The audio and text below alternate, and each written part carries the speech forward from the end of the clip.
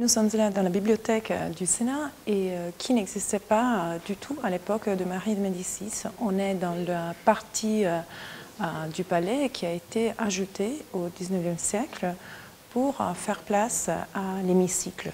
Et donc la façade vers les jardins originale de Salomon de Brosse se trouvait du côté vers la cour. Et là, on était tout à fait dans le jardin.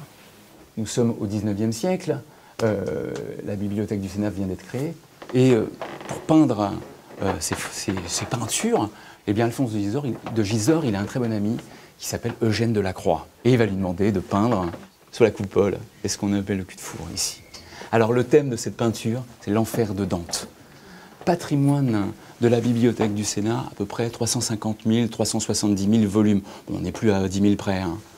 350 000, 370 000 volumes à peu près. Alors ici, il n'y en a que 15 000 dans cette bibliothèque. Alors 350 000 volumes, ça ne nous dit pas grand-chose, mais imaginez 18 km de rayonnage de livres. Nous sommes là dans l'annexe de la bibliothèque du Sénat et qui était en fait, qui faisait partie de la construction d'origine du palais, bien que ça a été un peu réaménagé dans le temps. On peut se faire ici une idée de l'espace que c'était celui de la galerie de Marie de Médicis qui n'existe plus de l'autre côté du bâtiment et qui était là destiné à être la galerie de Henri IV.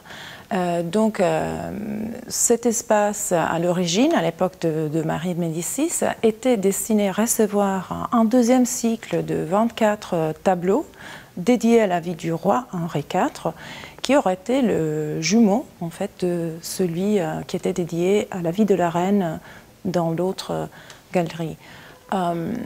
Depuis en fait l'époque de Marie de Médicis, cet espace a été transformé en appartement à différents destinataires. Mais en 1750, il fut retransformé dans les grands espaces qu'on voit maintenant et transformé dans un musée. Donc avec des œuvres qui venaient de la collection royale du Louvre. Et il fut ouvert au public comme en fait la galerie de Marie de l'autre côté, et ce qui en fait le premier musée de beaux-arts d'Europe. La décoration très belle d'ailleurs des peintures qui sont au plafond ne sont pas du tout d'origine. Ceci était la partie du palais en fait où les secondes œuvres n'étaient pas terminées à l'époque de Marie de Médicis. Donc la galerie d'Henri IV, comme on appelait à l'époque, était prête pour être justement lambrisée, peinte, etc.